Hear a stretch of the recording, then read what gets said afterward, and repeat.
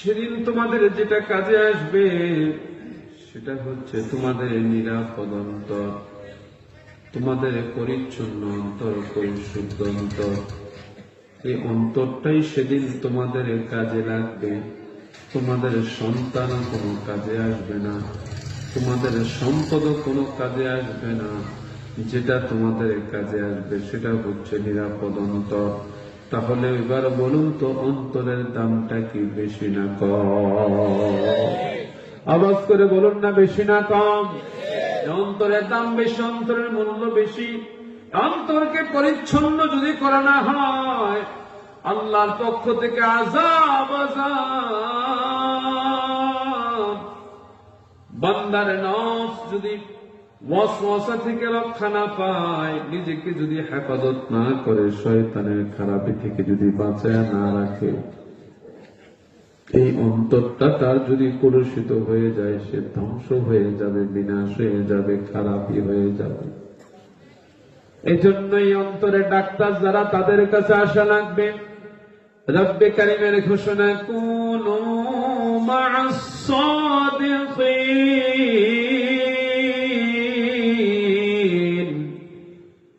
তোমরা দিনদার যারা, মুত্তাকি যারা, আল্লাহ ওয়ালা যারা, সিদ্দিক যারা, তাদের সঙ্গী হয়ে যাও।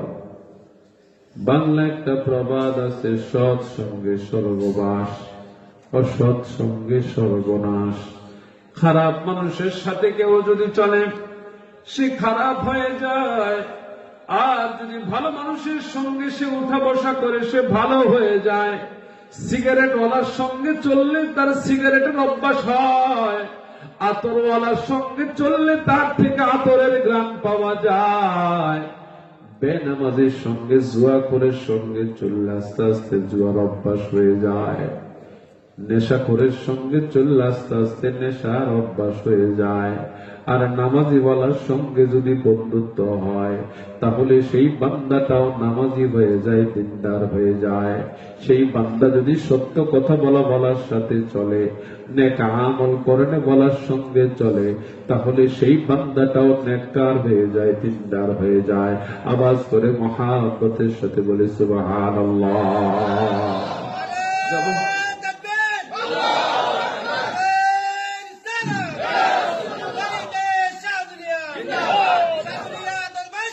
এই অন্তরের চিকিৎসা আমাদের খুব বেশি দরকার। আজকের সমাজের দিকে যদি তাকান, সন্তান তার বাবা মাকে মানে না, সন্তান বাবা মাকে খাবার দিতে চায় না, সন্তান বাবা মায়ের সঙ্গে ভালো আচরণ করে না। সমাজে জুয়া বেড়ে গেছে, অন্যায় বেড়ে গেছে, খারাপি বেড়ে গেছে, নেশা বেড়ে গেছে, মাদক সমাজে বেড়ে গেছে। আছে নাকি নাই? খুব বেশি বেড়ে গেছে। আজকে সমাজ ধ্বংস হয়ে যাচ্ছে। সুদ সমাজে অহরহ চলে। মসজিদে গিয়ে সুন্দর করে কথা বলেন, মসজিদের কমিটিতে নাম আছে, কত দামি মানুষ, কিন্তু দেখা যায় মসজিদের বাহিরে গেলেই লোকটা সুদে টাকা লাগায়। আছে নাকি নাই? খুব ভালো মানুষ মসজিদে বসে, মসজিদে আসে, কত সুন্দর সুন্দর কথা বলে, কিন্তু যখন বিচার করতে যায়, দেখা যায় ঘুষের টাকা ছাড়া বিচার করে না, তার জবান খোলে না। ঘুষ দিলে তার কথা বের হয়, ঘুষ না দিলে তার জবান চুপ থাকে। আছে নাকি না? তাহলে বুঝতে হবে তার মনটা ভালো না। তার মনটা কি ভালো না? তার অন্তরটা কি? তার অন্তরটা ভালো না। আলেম ওলামাদেরকে ফোর্স জারি করে, ইমাম সাহেবকে ফোর্স জারি করে, হুজুর এই মসজিদটা ময়লা কেন? হুজুর মসজিদে মাকড়সারাস কেন? হুজুর মসজিদে কাদামাটি কেন? হুজুর এটা এমন কেন, ওটা এমন কেন? বিভিন্ন ভাবে কটাক্ষ করে কথা বলে, হেস্তনেস্ত করে, অপদস্থ করে। আবার এমন কিছু বর্তমানে যুবকরা আছে, মুরব্বীরা বসে থাকে, মুরব্বীদেরকে উঠে দিয়ে নিজেরা বসে, দেখলে সালাম কালাম দেয় না, নামাজও ঠিক মতো পড়ে না, বাবার কবরের পাশ দিয়ে সিগারেট টানতে টানতে যায়, মুরব্বীদের পাশ দিয়া বাদ্য বাজনা শুনতে শুনতে যায়।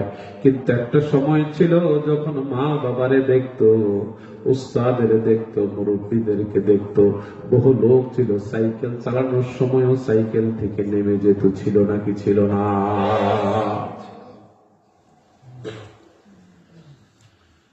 এখন সেটা উঠে গেছে, সম্মান নষ্ট হয়ে যাচ্ছে, সমাজ নষ্ট হয়ে যাচ্ছে, রাষ্ট্র নষ্ট হয়ে যাচ্ছে,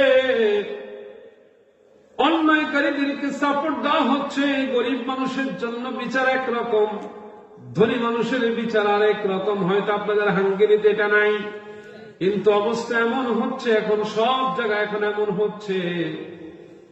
বেশিরভাগ মানুষদের ভিতরে এখন ইনসাফ কাজ করে না, বেইনসাফি হয়, পরের হক নষ্ট করে, জমি দখল করে, সম্পদ দখল করে, বাড়ি করার সময় চাঁদাবাজি করে। এমন সমস্যা হয়তো হাঙ্গিনাতে নাই, কিন্তু অনেক জায়গায় সমস্যাগুলো বর্তমানে আছে নাকি না? চুরি করে, চুরি। আমাদের একজন কর্মকর্তার সঙ্গে বৈঠক, হুজুর ছোট্টকালে আমার মা চলে গেছে নানির বাড়িতে, বন্ধু বান্ধব আসছে, হাঁস জবাই করে খাবে।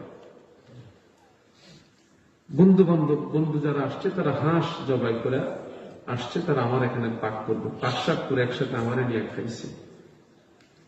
সবাই একসাথে খাওয়া দাওয়া করছি। সকালবেলা আমার মা যখন নানার বাড়ি থেকে আসছে, এসে আমার খোয়ার ছাড়ছে, খোয়ার ছাড়ে কয়, বাবারে আমার হাঁস তো দুইটা নাই।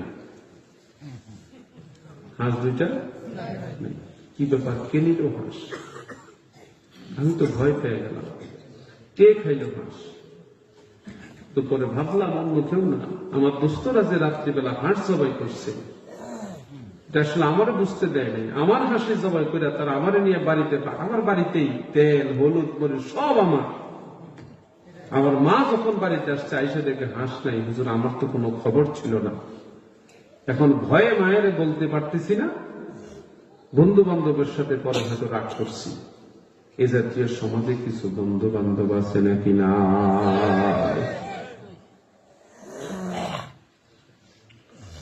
সমাজ এখন ধ্বংস হয়ে গেছে। বিচার চাইতে যায়, বিধবা নারী কাজ করতে পারে না, বিধবা ভাতা থেকে অনেকে ভাগ বটরা নেয়, বয়স্ক ভাতা থেকে ভাগ বটরা নেয়, মসজিদের টাকা থেকে অনেকে ভাগ বসায়। ওই দিন এক মসজিদের মাহফিলে ওয়াজ করতে যায়, শুনি মসজিদ কমিটির লোকেরা টাকা সুদে লাগাইছে। নাউজুবিল্লাহ, কি আসতে বলছেন?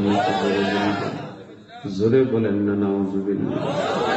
মসজিদের টাকা সুদে লাগায়, সেই টাকা দিয়ে ইমাম সাহেবের বেতন দেয়, সুদে টাকা লাগায়, মসজিদের টাকা। বহু মানুষ আছে কবরস্থানের টাকা, সে কবরস্থানের টাকাগুলো মেরে মেরে খায়।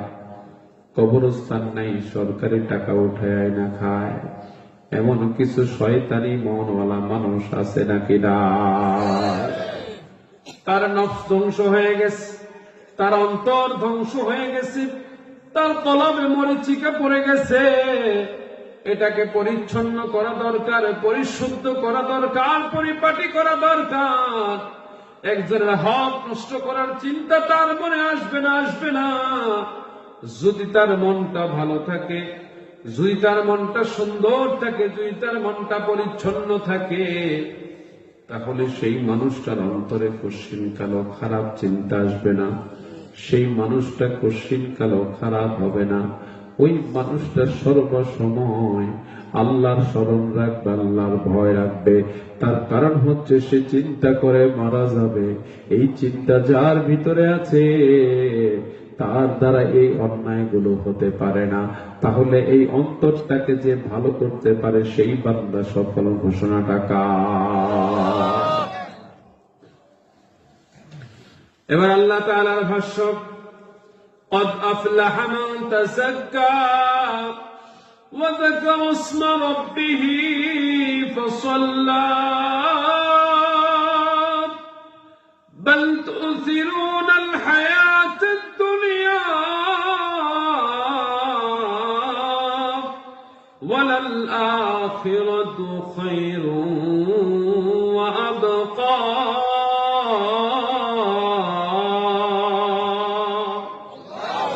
রব্বে কারিমের ঘোষণা।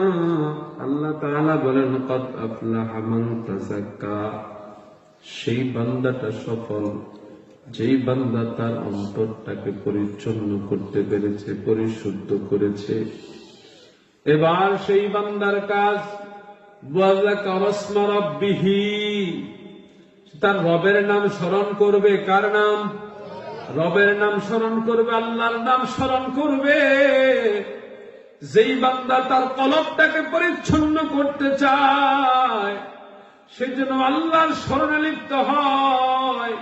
এই কলবকে পরিচ্ছন্নতার একমাত্র ঔষধ হলো আল্লাহর জিকির। আল্লাহর জিকির, আল্লাহ তাআলার ঘোষণা, আলা বিযিকরিল্লাহি তাতমাইন্নুল কুলুব।